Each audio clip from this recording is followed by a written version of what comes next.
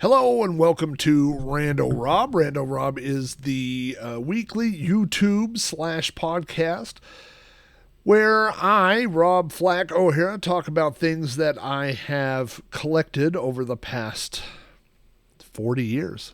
Some of the things in here are 45 years old. Can you believe that?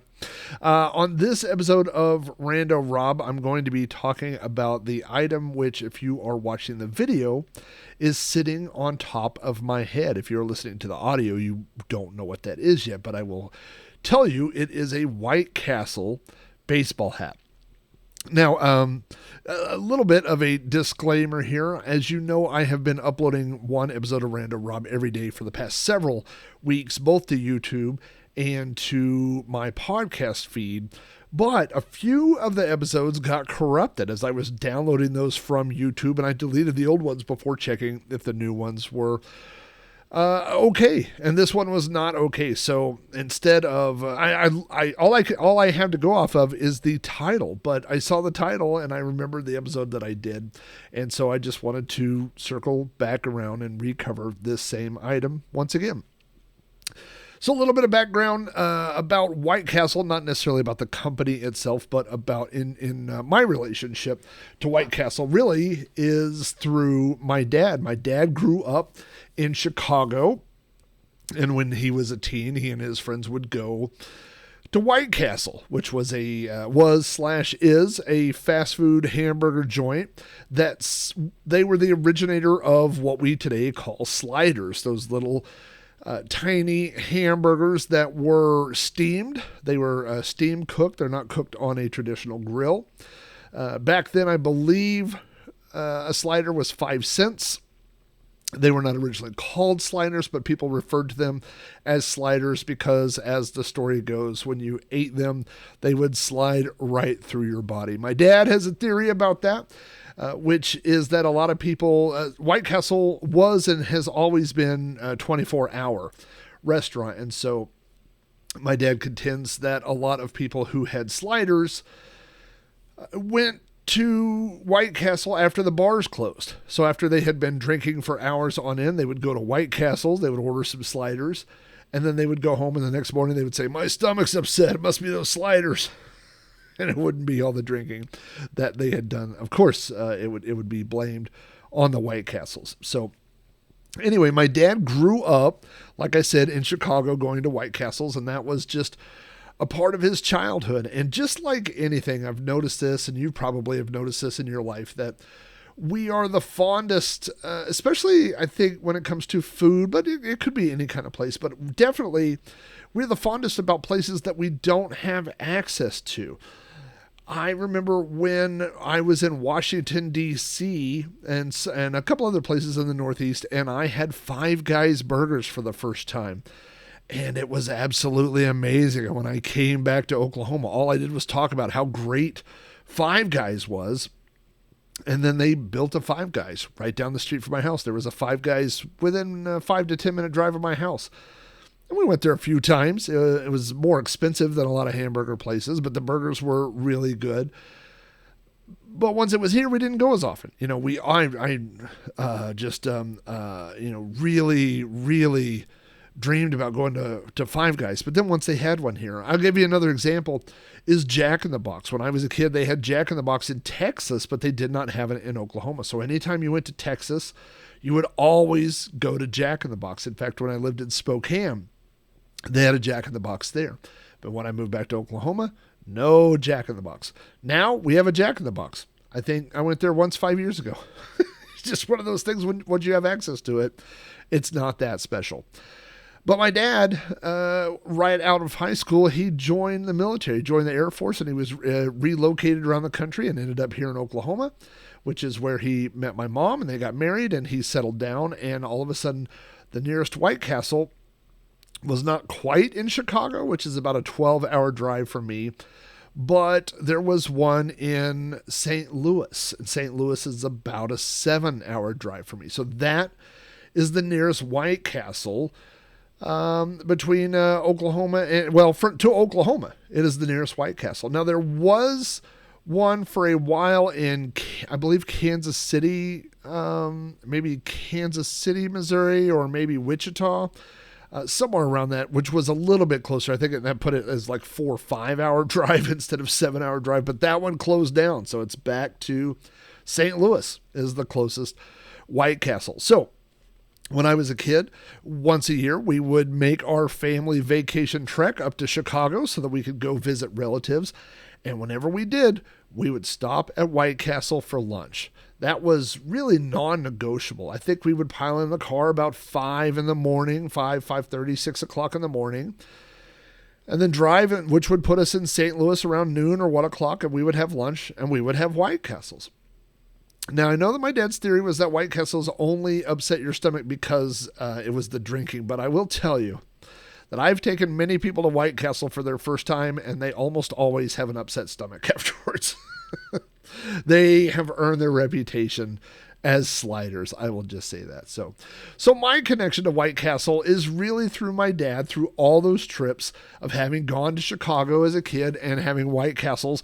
And then there was a White Castle, 5 minutes from my grandma's house in Chicago. Once you're in Chicago on the south side where my dad's family is, there were White Castles all over the place. So, I grew up having White Castles once a year, basically, and that's my connection to it. So, we have, there have been a few things. I don't remember. I think maybe I bought my dad a coffee mug one time from White Castle. But one thing I do remember is they had a promotion and they were selling White Castle candles. If you've never seen the restaurant is literally shaped like a little White Castle. And they sold candles that were square, that were shaped like the White Castle. And when you burned the candles, they actually smelled like White Castle hamburgers, which is not a pleasant smell for everyone, but I loved it. And I bought 2 of those, one for me and one for my dad. So I don't know if my dad ever used his candle or if he just kept it on a shelf, but I actually burned mine a few times. And no one in my house appreciated it but me. So I've had this connection to White Castle kind of peripherally, like I mentioned, but it has been such a strong part of my life, this weird connection, that when I was going to start a Commodore 64 podcast, I brainstormed. I like my podcast names to have some sort of pun, some sort of reference that makes them easy to remember. And I was trying to think of words associated with the Commodore 64, like SID or, 8-bit, things like that. And I came up with the word Sprite because the Commodore 64 had hardware sprites and it was really known for sprites. And so I was looking for words that rhymed with Sprite, and I came upon white, and it came to me, instead of calling the podcast White Castle, we would call it Sprite Castle. And so that is the reference to my Commodore podcast, is Sprite Castle. And here is a little bit of, I guess they call it insider baseball, a little inside knowledge. If you listen to the opening music that plays right at the beginning of Sprite Castle, you hear this heavy bass hit. It goes thump, thump, brr, Sprite Castle. It's like a computerized voice, Sprite Castle. And then you can hear something and it goes, we went to, and it says Sprite Castle. So it goes, we went to Sprite Castle. We went to Sprite Castle, like that. That is actually a sample from a Beastie Boys song. I know it's from License to Ill. I think it's from the song Hold It Now, Hit It. There are several on Beastie Boys' first major album, License to Ill, major label album.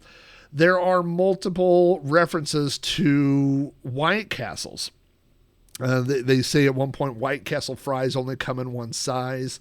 That's a line on that album. But another line on that album is, we went to White Castle, but we got thrown out, which is what that sample is from. And so I took the part where they say we went to White Castle, but instead of White Castle, I put the voice that says Sprite Castle. So that's what that is. That is actually the Beastie Boys saying, we went to, and then normally they would say, we went to White Castle, but mine says Sprite Castle. In fact, the original logo for Sprite Castle, if you look at it, I literally took the White Castle logo of the little, it's like a corner of the building that goes in a 3D kind of shape. And I found the closest font I could to the White Castle font, and I changed it to Sprite Castle. So there is a tie with Sprite Castle and White Castle. So anyway, a couple of years ago, my wife and I went to, it wasn't an antique mall. It was like a thing at the fairgrounds, like an antique show at the fairgrounds where it was all different vendors. And my wife and I went, this was kind of like right when we were coming out of COVID. So maybe this was like kind of the summer of 2022, something like that, like right around there, maybe the fall of 2022. So maybe it's been about a year.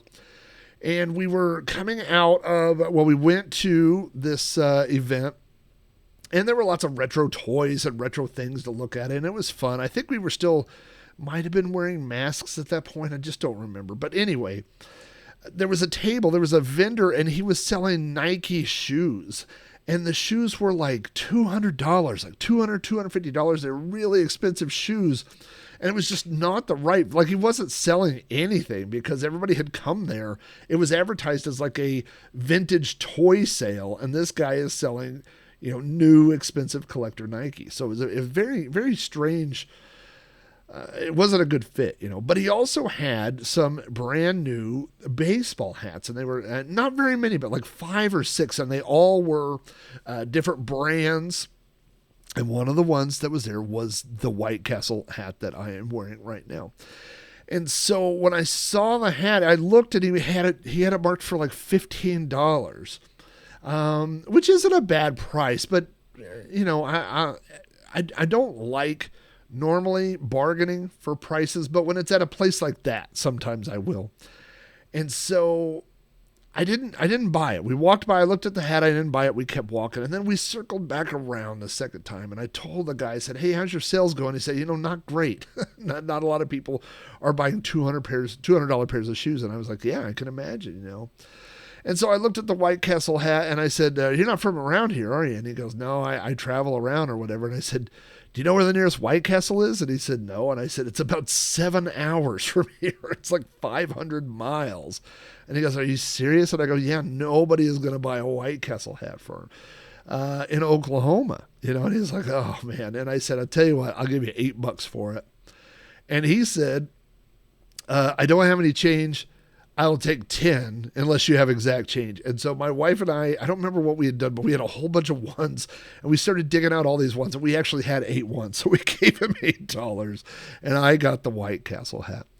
I will tell you that I grew up, as you know, and probably most of you, I grew up in the 80s and 90s where we wore baseball hats either backwards, or when you wore them forwards, you would take the brim and completely bow it almost like a letter U, right? Like baseball players always had the brims all, bent like that. And almost all of my hats are exactly like that.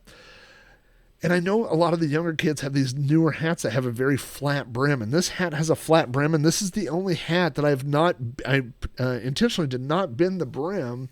I tried to keep it like this, and when I put it on, I feel so stupid. I'm like, why am I wearing a hat that looks like this? And I don't actually wear it that often. Years ago, I bought some button-down shirts that are like work shirts, like you would wear if you worked in a garage or something. Like they're that kind of material, And I got a blue one and a black one and a khaki one, but I got a blue one that's almost the exact color of this White Castle hat. And so the few times that I've worn the hat, I wear that shirt and this hat. And I always think, hey, maybe people think I work at White Castle, which would be weird again because there's not one, within 7-hour drive of here. But they do sell frozen White Castles in our local supermarkets, and you could go purchase White Castles there, bring them home, and then you can microwave them or heat them up in the oven. But they're not the same.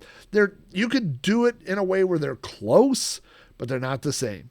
And so because of that, we have a standing deal in our family where if any of us are going through a town that has a White Castle, we will stop and buy White Castles and bring them back to Oklahoma for other members of the family. So if I am driving up north and I drive past a White Castle on the way home, I will stop at a White Castle, go through a drive-through, and buy a pack of, 4-pack or 8-pack or 10-pack or something like that, and I will take it. And when I get back to Oklahoma, before I get to my house, I will go drop those White Castles off at my dad's house. I mean, at that point, they will be 7 hours old, in a bag. So you may have to reheat them or something like that. But by the way, if you've never had a White Castle, traditional White Castle is 2 pieces of bread. You get this little square piece of meat that has holes in it because they steam it. So the steam has to go through the meat to cook all the meat.